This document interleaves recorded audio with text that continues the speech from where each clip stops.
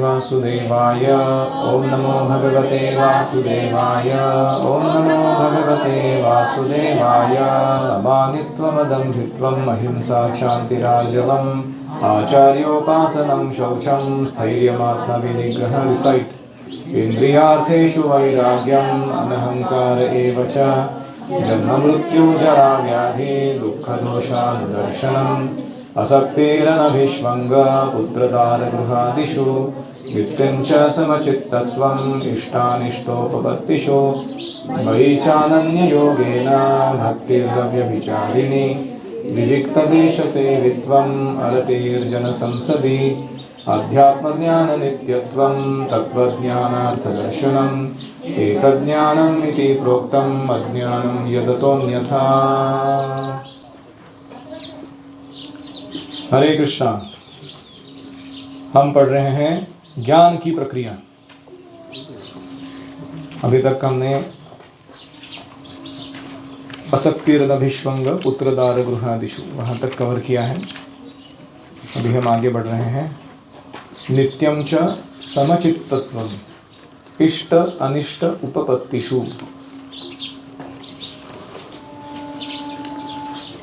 ऊपर लिखते हैं सुख और दुख भौतिक जीवन के अविभाज्य भाग है, कॉन्कॉमिटेंट फैक्टर्स। वो ट्रांसलेशन गलत है। वो सुख और दुख भौतिक जीवन के अविभाज्य, मतलब वो इससे विलग नहीं की जा सकते, ऐसे भाग है। भौतिक जीवन मतलब सुख आएगा दुख आएगा, दुख आएगा सुख आएगा, यही चलता रहेगा। इसलिए मनुष्य को चाहिए कि वो इन्हें सहन करना सीखे। तो दुख को सहन करना हो तो समझ में आता है, सुख को भी सहन करना सीखे। इंटरेस्टिंग। उससे विचलित नहीं होना चाहिए। तो भी सुख आ गया तो एक भक्तों का कोई डॉक्टर था और उसका कुछ थोड़ा सा हार्ट कंडीशन था, पता नहीं था वो ज़्यादा, लेकिन जब उसका 10th स्टैंडर्ड का रिजल्ट आया तो अच्छे मार्क्स आए तो वो सेलिब्रेशन मोड में चले गए, वो एकदम वो हाँ, और वो मृत्यु आ गया उनको, डाइड। Can you believe? सुख को टॉलरेट करने आना चाहिए। इसलिए कोई भी सुख के या दुख के आने जाने पर प्रतिबंध नहीं लगा सकता। हमें चाहिए कि हम भौतिकवादी जीवन शैली से अपने को विलग करें और इन दोनों दशाओं में, सुख या दुख में, समभाव बने रहे। तो जब तक हम भौतिकवादी जीवन शैली से बाहर नहीं निकलेंगे तब तक ये करना मुश्किल है। मटेरियल लाइफ में क्या होता रहता है कि हमारे आजू बाजू के लोग भी हमारे सुख में अति सुखी होने के या दुख में अति दुखी होने के जो प्रवृत्ति है उसको बढ़ावा देते हैं। जैसे आपको बचपन से याद होगा कि आपने कोई भी छोटा सा स्टेप कर लिया तो उसको एनकरेजमेंट दिया जाता है अगर अच्छा था वो, और अगर आपने गड़बड़ किया तो उसको डांट फटकारा जाता है या रोकथाम लगाई जाती है अगर वो बुरा है तो। लेकिन उसका परिणाम बच्चे के साइकोलॉजी पे क्या होता है कि वो वैलिडेशन ढूंढता है दूसरों में अपने कार्य का। उसे ये पता नहीं कि मैं जो कर रहा हूँ सही है कि गलत है, वो ये देख रहा है कि what is the social mirror telling me, बाकी के लोग क्या कह रहे हैं इसके बारे में। तो अगर कोई पहली बार सिगरेट का सुट्टा मार के दिखाता है या दारू पी के दिखाता है और उसके आजू बाजू के लोग हरी वाह हरी बोल उसको सेलिब्रेट करते हैं उसको, तो उसको क्या लगता है ये जीवन नहीं है, लाइफ दिस इज लाइफ है कि नहीं। लेकिन उसको नरक की ओर लेके जा रहे हो लोग। उसको अगर सोशल मिरर के ऊपर आश्रित रहना होगा ये सब कामों के लिए कि लोग क्या सोच रहे हैं मेरे बारे में, तो उसका अपना कंपास हिल जाएगा, वो ट्रू नॉर्थ में पॉइंट नहीं करेगा उसको भगवान के दिए मार्ग पर। और इसलिए भौतिकवादी वातावरण से विलगाव हमें सिखाता है कि what do I stand for, मेरा अपना निजी स्वार्थ किस में है, मेरा अपना निजी जीवन किस दिशा में मुझे लेकर जाना है। उस हिसाब से फिर सुख या दुख को हम हैंडल कर सकते हैं। अगर हमें वही पता नहीं है कि वास्तविक उत्तरी दिशा है कौन सी, तो अपना नाव को कैसे लेके जाएंगे आप? कौन सी दिशा में लेके जाएंगे? आगे कहते हैं, सामान्यतया जब हमें इच्छित वस्तु मिलती है हम अत्यंत प्रसन्न होते हैं, जब अनिच्छित घटना घटती है तो हम दुखी हो जाते हैं। यदि हम आध्यात्मिक स्थिति को प्राप्त करें तो ये बातें हमें विचलित नहीं करेंगी। तो जैसे स्वामीनारायण टेम्पल में एक कोई शिष्य थे, उनका सेवा था कि मंदिर का जो कंस्ट्रक्शन पूरा करने का। बड़े बड़े मंदिर होते हैं उनके, एक एक मंदिर मतलब 500 करोड़ का प्रोजेक्ट होता है कम से कम। तो इनका स्पेशलिटी था कि कोई भी जो गांव जहाँ कोई स्वामीनारायण का प्रचार तक नहीं है ज़्यादा, वहाँ जाते थे, वहाँ पे प्रचार करते थे, धन इकट्ठा करते थे, बड़ा मंदिर बनाते थे। जैसे आपने अक्षरधाम देखा होगा वो दिल्ली का। और वो बनाने के बाद उनके गुरुजी जो थे, बहुत बार जो उद्घाटन का दिवस है, that is like the peak ना, कि सारे बड़े बड़े गेस्ट आए हैं, तुम्हारे गुरुजी आए हैं, तुम्हारे सारे गॉड ब्रदर्स वगैरह सब आए हुए, उनके सामने तुम्हें कितनी वाह वाह हो सकती है तुम्हारी कि इसने मंदिर बनाया। वो जो फेस्टिवल होता था उसके एक दिन पहले उनके गुरुजी बोलते थे कि तुम अगले उस गांव में जाइए अभी और वहाँ पर काम शुरू कीजिए। और ये शांति से अपना सारा बोरी बिस्तर बांध के एक बैग में वो नेक्स्ट डेस्टिनेशन को जाते थे। वो ये नहीं कहते थे क्या गुरुजी इतना मेहनत किया, थोड़ा तो फल चखने दो उसका। He was so equipoised. ये मन में रखना कि मैं केवल इंस्ट्रूमेंट हूँ। ये अति सुख आ रहा है, उसके प्रति मुझे अनावश्यक आनंद व्यक्त नहीं करना चाहिए। तो टिपिकली जब हमारा बर्थडे आता है और लोग हमारा ग्लोरिफिकेशन कर रहे हैं, तो हमारा इच्छा होता है कि हम उससे सुने, या हमारा इच्छा होता है कि हम उनको थोड़ा और एनकरेज करेंगे, थोड़ा और बोलिए। हम दो चार चीज़ मेन चीज़ बोले नहीं मेरे बारे में थोड़ा बोल दीजिए थोड़ा। तो हमें इसमें उत्साह नहीं दिखाना चाहिए ये सब चीज़ों में। ऐसे अगर कोई निंदा कर रहा है तो हमें लगता है कि चलो वाइंड अप करो कॉन्वर्सेशन। तो दिस इज प्रैक्टिस, ये हमें अभ्यास करना है। तो आध्यात्मिक स्थिति को प्राप्त करने के लिए हमें अटूट भक्ति का अभ्यास करना होगा, जिसमें श्रवण, कीर्तन, पूजन ये नवविधा भक्ति के मार्ग आते हैं। इस विधि का अनुसरण करके हम एक स्पिरिचुअल प्लेटफॉर्म पे पहुंच सकते हैं, जहां जाने पर हमें मटेरियल हैप्पीनेस, मटेरियल डिस्ट्रेस ये विचलित नहीं करें। हमें उसे सहन करने की तक ज़रूरत नहीं पड़ेगी, क्योंकि हम उसको अपने जीवन के साथ जुड़ा हुआ नहीं देख रहे हैं। जैसे आपके गाड़ी में डेंट आ जाता है, कोई पत्थर मार देता है, आपको कुछ हुआ है? कुछ नहीं हुआ है। वो डेंट ठीक किया जा सकता है थोड़े पैसे देकर। लेकिन अगर अपने आप को अगर वो गाड़ी मानते हो आप खुद, अहंकार, तो क्या होगा? तो आपको बहुत ठेस पहुंचेगा।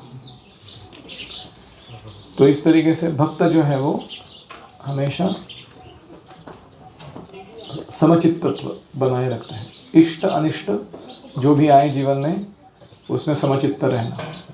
और आपके लिए खास करके युवा पीढ़ी के लिए ज़रूरी है, क्योंकि आपके लिए बेंचमार्क सेट करने वाले आपके जो आगे चल के मित्र रहेंगे, वो बताएंगे कि तुमको अगर ये कॉलेज में एडमिशन नहीं मिला तो तुम्हारा जीवन व्यर्थ हो गया, तुमको अगर ये कंपनी का इतना पैकेज का जॉब नहीं मिला तो तुम्हारा जीवन व्यर्थ हो गया, तुमको अगर ये लड़की पटाने नहीं आई तो तुम्हारा जीवन व्यर्थ हो गया, तुमको अगर इस प्रकार का सोशल स्टेटस या इन्वॉल्वमेंट अपने फ्रेंड्स ने नहीं दिया उनके कार्यों में, गतिविधियों में, तुमको कोई भी महत्वपूर्ण नहीं मान रहा अगर, तो तुम्हारा जीवन व्यर्थ हो गया।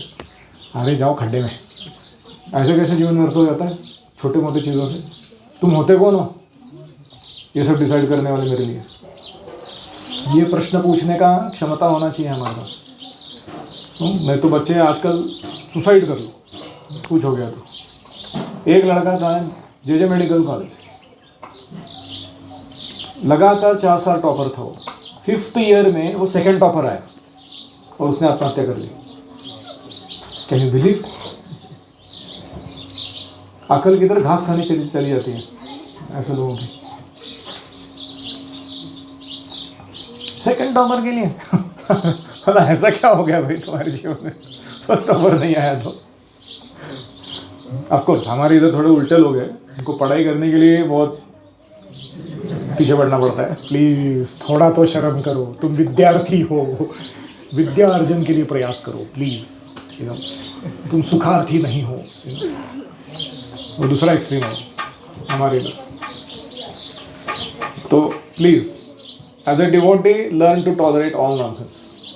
माया आके अजीब तरीके के सर्कस दिखा के जाएगी, हमको ना ताली पीटना है ना आंसू बहाना है, हमको सिर्फ उसको तटस्थ भूमिका में देखना है, 3rd अंपायर के जैसा। हो गया आज का शो, वाइंड अप कीजिए, चले जाइए नेक्स्ट। उसके बाद ज़्यादा इन्वॉल्व नहीं होना है उसके अंदर, नहीं तो परेशान हो जाएंगे हम लोग भौतिक जीवन में।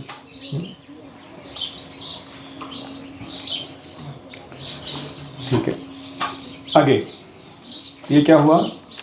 समचित तत्व। अभी अगला गुण है मयि चानन्य योगेन भक्तिर अव्यभिचारिणी।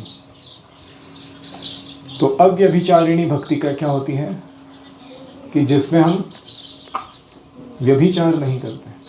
व्यभिचार का अर्थ क्या है कि कोई पुरुष है, उसकी पत्नी है, तो वो पत्नी किसी पुरुष के साथ या वो पुरुष किसी अन्य स्त्री के साथ अगर संबंध बनाते हैं, उसको क्या कहते हैं? व्यभिचार। ऐसे ही कृष्ण हमारे स्वामी हैं, पति हैं, और हम अगर माया की तरफ आंख देख के माया को भोग करने के प्लान बना रहे, तो हम क्या कर रहे हैं? व्यभिचार। तो भक्तिर अव्यभिचारिणी मतलब ये जो हमने तिलक धारण किया है, यह हमारा सिंदूर है। ये जो कंठी वाला पहना हुआ है हमारा मंगलसूत्र है। हम कृष्ण की प्रकृति है। हो गया हमारा शादी, गुरुजी ने लगा दिया हमारे कृष्ण के साथ, भागवतम के साथ। Brahmachari should get married to Bhagavatam, you are already married, काम खत्म। तो उसके बाद इधर उधर आग देखने का नहीं। हैरी पॉटर और कौन दूसरे ग्रंथ पढ़ते हैं अजीब अजीब तरीके के, अमर चित्रकार, और ठीक है, अगर एजुकेशनल गेम है या फिर कुछ लर्निंग है, नो प्रॉब्लम मंडेन चीज़ों को पढ़ने में। लेकिन वो माया का बड़े चाव से ऐसे चुनते रहना उसको, दैट इज व्यभिचार। तो इसीलिए वो कहते हैं कि हमें अनन्य योगेन, दूसरे किसी योग साधना का आश्रय लेने की जरूरत नहीं। भक्तिर अव्यभिचारिणी, ऐसी शुद्ध भक्ति करते रहो तो तुम्हें बाकी सारे जो गुण बताए गए थे ये विशेष रूप से प्राप्त होंगे। अभी ज्ञानी लोग जो है ना, जो भगवान को शरणागत नहीं होना चाहते हैं, उनके लिए ये 20 में से ये जो आइटम है ना, ये 16th आइटम है, ये बड़ा परेशानी देने वाला आइटम है उनको। क्यों? क्योंकि भक्ति के बारे में बोला जा रहा है सीधा सीधा। जनरली ज्ञानियों का क्या रहता है कि ज्ञानी मतलब हम ऐसे सेंटिमेंटल काम नहीं करते, भक्ति होती है, हम सिर्फ वेदांत सूत्र पर चर्चा करते हैं जिसका अर्थ किसी को समझ में नहीं आ रहा हमारे एक्सप्लेनेशन का। तो उनके लिए ये this is like a bomb in between, you know, for them, धमाका है, क्योंकि this is included in the items of knowledge. आप समझ रहे हो? ज्ञान योगी के लिए साधना है ये, माम चैव अव्यभिचारेण भक्ति योगेन सेवते। आगे भी आएगा ये श्लोक 14:27 उसमें। तो मयि चानन्य योगेन भक्तिर अव्यभिचारिणी। तो ये आइटम खास करके ज्ञानी को भक्त बनने में मदद करता है। ठीक, तो हम यहाँ पर विराम देंगे। किसी का कोई प्रश्न है?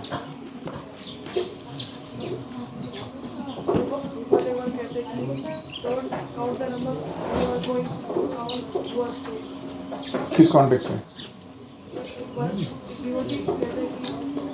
इधर इस श्लोक के साथ क्या कनेक्शन है? हाँ, ये भक्ति रंग व्यभिचारिणी का एक प्रूफ ये भी है कि सालों साल उसका चल रहा है, बहुत कुछ हो गया उसके लाइफ में, लेकिन छोड़ के नहीं जा रहा वो व्यक्ति। 40 साल, 50 साल, 60 साल, 70 साल, 80 साल। मध्व संप्रदाय में 8 साल की उम्र में संन्यास देते हैं वो लोग, और वो लड़का तब से लेके 88, 96 का होने तक प्रैक्टिकली 80 ईयर्स वो उड़पी कृष्ण की सेवा करते हैं। क्या डिवोशन रहना चाहिए उसके लिए। एंड उनका लाइफ बहुत रेजिमेंटेड रहता है, स्ट्रिक्ट रहता है, हमारे जैसा नहीं। थोड़ा बीच में पिज्ज़ा प्रसाद खा लो और बास्केटबॉल खेल लो। So they live life like that. What kind of dedication?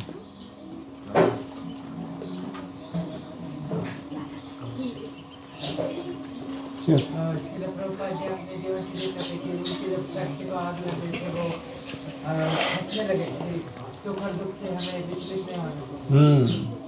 Prabhupada ji उनकी फैक्ट्री में जब आग लगी थी तो मान रहे थे कि ये कृष्ण का आयोजन है, मुझे इन चीज़ों से बाहर निकालने का। वो विचलित नहीं हुए।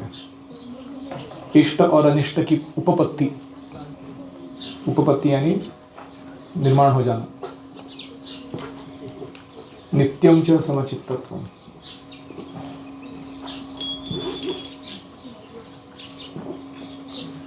ओम हरे कृष्णा कृष्णा कृष्णा हरे हरे, हरे राम राम राम हरे हरे, हरि ओम तत्सत्। श्रील प्रभुपाद की जय।